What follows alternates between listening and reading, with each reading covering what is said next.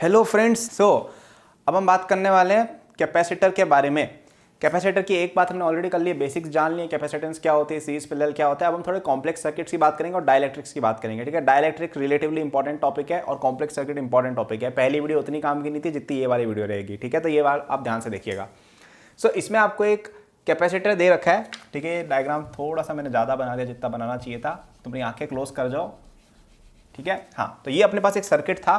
Circuit की basics में बता देता हूँ। ये बैटरी होती है, ये हायर पोटेंशियल, ये हायर पोटेंशियल, ये लोअर पोटेंशियल्स। ठीक है, यहाँ पे कैपेसिटर कनेक्टेड है 5 माइक्रोफेरेड का, यहाँ पे 10 माइक्रोफेरेड का कैपेसिटर है, यहाँ पे 10 माइक्रोफेरेड का कैपेसिटर है। फेरेड क्या होता है? फेरेड फेरेड ऐसा यूनिट होती है कैपेसिटेंस की। अब देखो यार, ये यूनिट्स एंड डायमेंशन में बहुत ज़्यादा घुसूंगा नहीं यहाँ पे, और मैं घुस भी नहीं रहा हूँ। क्यों? क्योंकि इन सब चीज़ों को लोग रटते रहते हैं। डायमेंशन याद करने की कोई ज़रूरत नहीं है, डायमेंशन अपने आप याद हो जाती है। सॉरी, डायमेंशन याद करनी ही नहीं है आपको। जेईई के अंदर जब जब क्वेश्चन आएगा ना, आप वहाँ पे निकाल सकते हो डायमेंशन। यार कौन सी बड़ी बात है, बता रखा है निकालना है। जैसे फेरेड का डायमेंशन निकालना है तो फेरेड कैसे आता है? Q इक्वल टू CV से आता है। Q क्या हो गया आपका? करंट इंटू टाइम, जो अपन आगे पढ़ेंगे। तो ये हो गया आपका एम्पेयर इंटू टाइम, इसका डायमेंशन हो गया, है ना। C का अपन को निकालना है। वोल्टेज का क्या होता है? वोल्टेज का आप देखो कि ये एक तरह से हो गया आपका work done per unit charge हो गया ये। ठीक है, तो जूल अपॉन Q हो गया ये। ठीक है, तो I इनवर्स T इनवर्स डाल दो सबसे पहले यहाँ पे।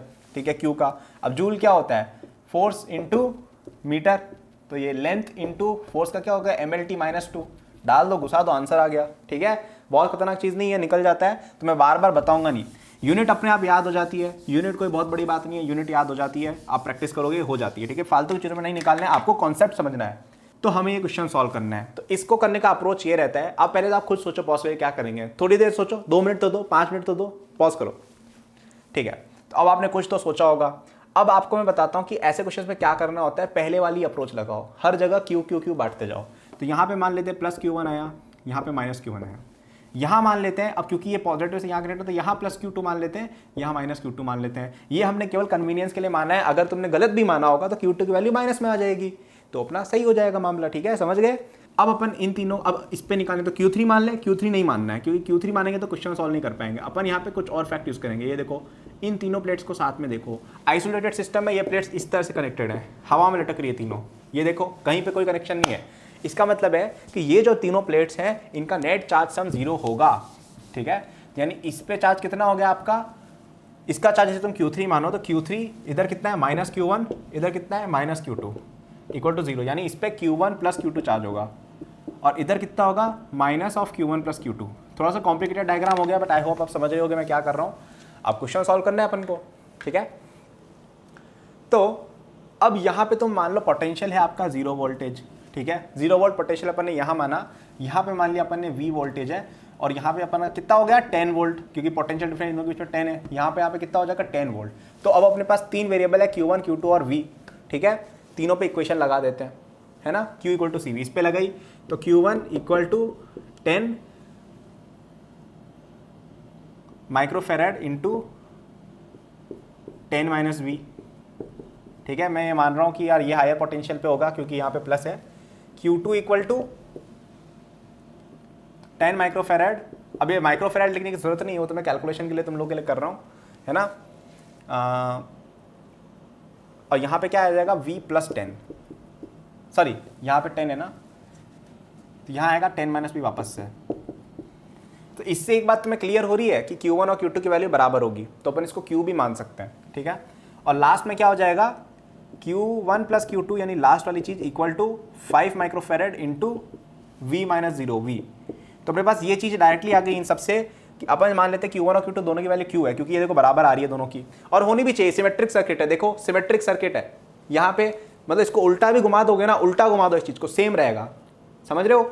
और ये सिमेट्री वाली चीज जो है मैं बहुत यूज करता था, और जेईई के अंदर मैं बहुत नंबर फाड़ा है इससे। मैंने क्या करता हूँ, मैं कोई भी चीज को उल्टा पुल्टा घुमा के देखो। अब जैसे इस सर्किट को मैं उल्टा घुमा देता हूँ, ऐसे घुमा देता हूँ, सर्किट बिल्कुल सेम दिखेगा, बिल्कुल सेम दिखेगा। सोचो 10 वाला 10 यहाँ आ जाएगा, ये यहाँ आ जाएगा, ये यहीं कहीं रहेगा, और ये वाली बैटरी एक्सचेंज हो जाएगी, बिल्कुल सेम हो जाएगा। हो जाएगा कि नहीं हो जाएगा?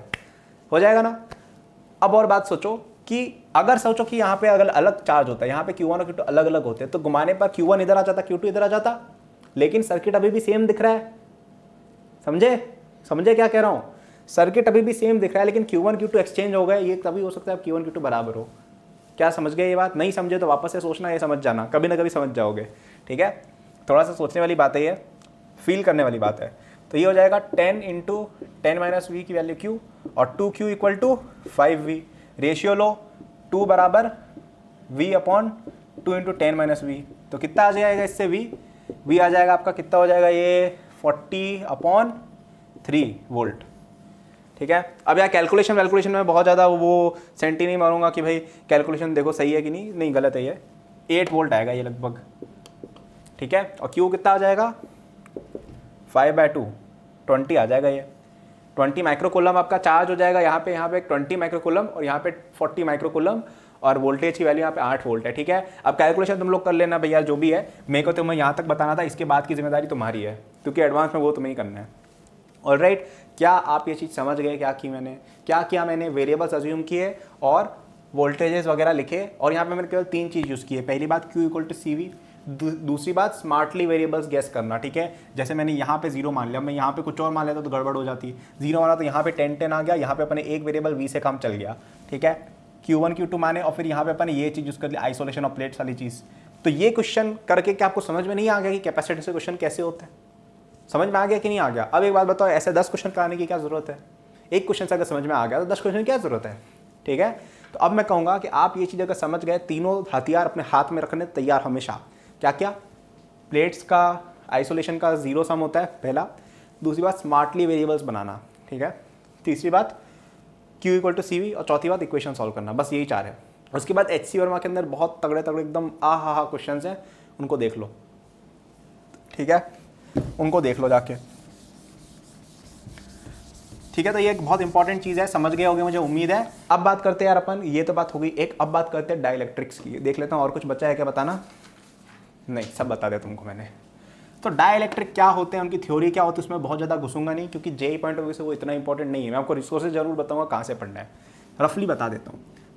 तो यार दुनिया में 2-3 तरह के सब्सटेंस होते हैं, एक होते हैं कंडक्टर्स, एक होते हैं डाइलेक्ट्रिक्स या नॉन कंडक्टर्स ऑफ इलेक्ट्रिसिटी। ठीक है, कंडक्टर्स में तो इलेक्ट्रिक फील्ड पास करते हो ना, उनके अंदर आपकी जो फील्ड है ना, वो इनसाइड द कंडक्टर 0 हो जाती है।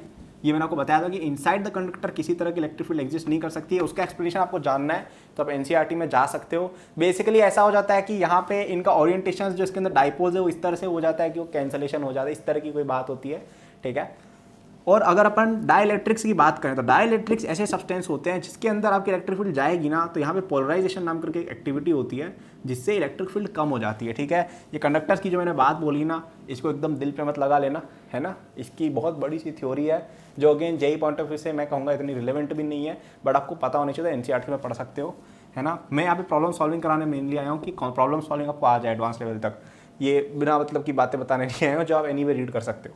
अब बात करते हैं डाइलेक्ट्रिक में क्या होता है। डाइलेक्ट्रिक के अंदर ये जो डाइपोल्स है ना, ये थोड़े से रोटेट हो जाते हैं इस तरह से कि इलेक्ट्रिक फील्ड थोड़ी सी कैंसिल हो जाती है। तो अगर आपने एक एक्सटर्नल इलेक्ट्रिक फील्ड ई लगा रखी है ना, तो साइंटिस्ट लोगों ने पाया कि एक डाइलेक्ट्रिक के अंदर, डाइलेक्ट्रिक एक सब्सटेंस का नाम है, घबराना मत, डाइलेक्ट्रिक क्या हो गया, डाइलेक्ट्रिक जस्ट एक टाइप ऑफ सब्सटेंस है।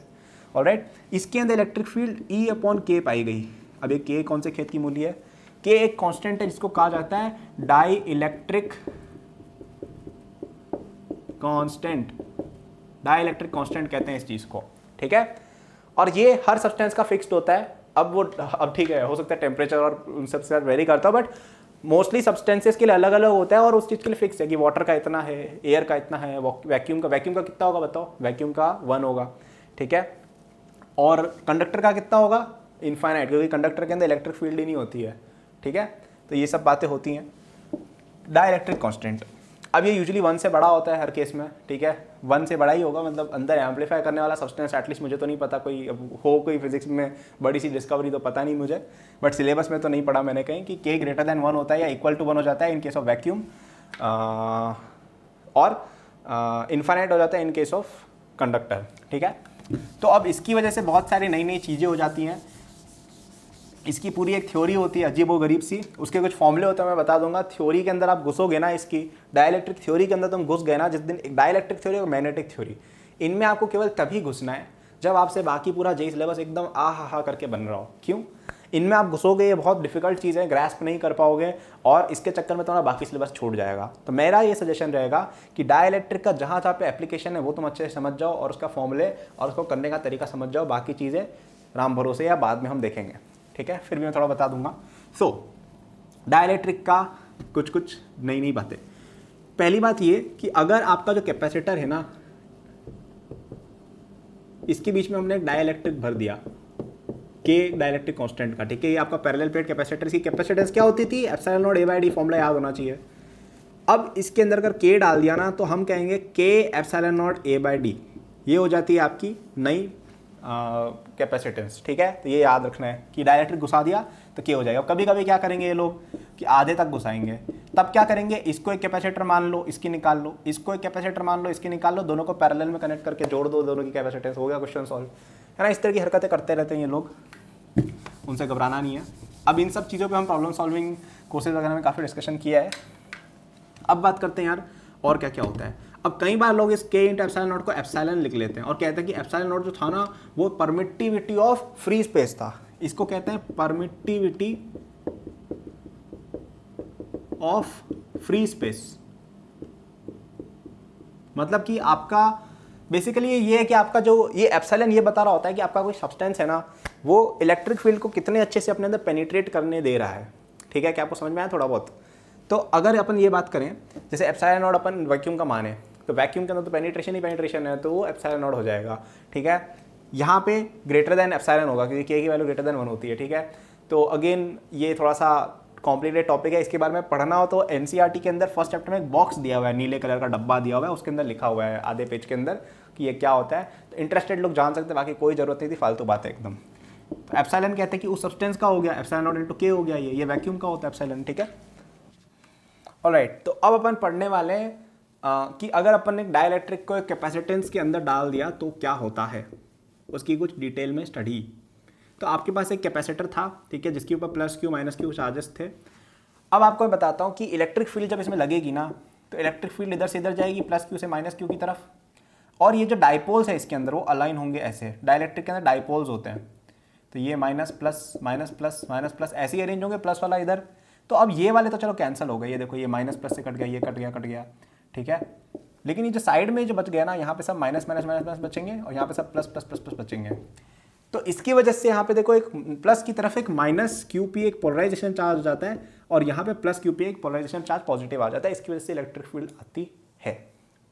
ऑलराइट, सो अब ये जो क्यू पी होता है ना, इसको आप डेराइव करोगे तो इस तरह का कुछ इसकी वैल्यू आ जाती है, Q polarised is 1 minus 1 by K into Q, ठीक है। अब इसका डेरिवेशन मैं आपको बताऊंगा नहीं, मैं आपको आइडिया जरूर दे दूंगा।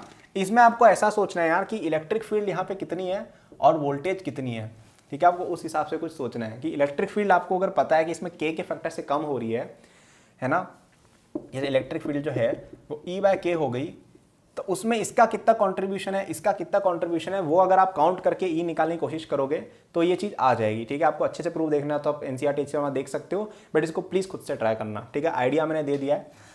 अब इसमें कुछ और बातें देखते हैं। अब अपन क्या करते हैं यार, यहाँ पे गॉस लॉ लगा देते हैं अपन। क्यों कर रहा हूँ बताता हूँ। ये एक क्यूबॉइड लो, ठीक है, क्यूबॉइड लिया, ये मैंने क्यूबॉइड है, जैसे प्लेट तुम्हारी ऐसे थी, ये प्लेट ऐसे पड़ी हुई थी, हमने इसका ऐसे एक गॉसियन सरफेस बना लिया क्यूबॉइडल शेप का, और इस पर हमने गॉस लॉ लगा दिया। क्यों लगाया मैं बताता हूँ। तो गॉस लॉ अगर अपन ने इस पर लगाया तो हमें क्या मिलेगा, देखो इलेक्ट्रिक फील्ड सबकी तरफ नीचे की तरफ है, ऊपर साइड में कुछ भी नहीं है, तो जो भी है नीचे। तो यहाँ पे अगर अपन इसकी बात करें तो यहाँ पे अपन ऐसा लिख सकते हैं E vector dot D S equal to Q enclosed upon epsilon naught. अब क्यू एनक्लोज कितना है, Q minus Q P upon epsilon naught. अब क्यू पी कितना था,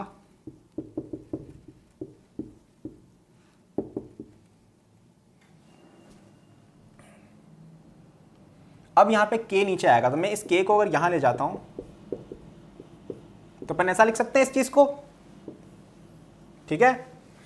तो अब यहां पे एक बात देखो कि गॉस लॉ के अंदर हमें पहले क्या करना पड़ रहा था, यहाँ पे हमें Q और QP को इंक्लूड करना पड़ रहा था। अब मैं कह रहा हूँ कि यार अपन एक नए तरीके का गॉस लॉ पढ़ते हैं जिसमें अपन Q को Q ही रहने देते हैं, ये Q फ्री है, मतलब कि ये वो वाला चार्ज है जो बैटरी ने सप्लाई किया, इसमें अपन ने देख नहीं रहे कि पोलराइजेशन हो रहा है कि नहीं हो रहा है। आप जो बैटरी ने चार्ज दिया उसको गिन लो और यहाँ पे K से मल्टीप्लाई कर दो तो भी आप गॉस लॉ लगा सकते हो।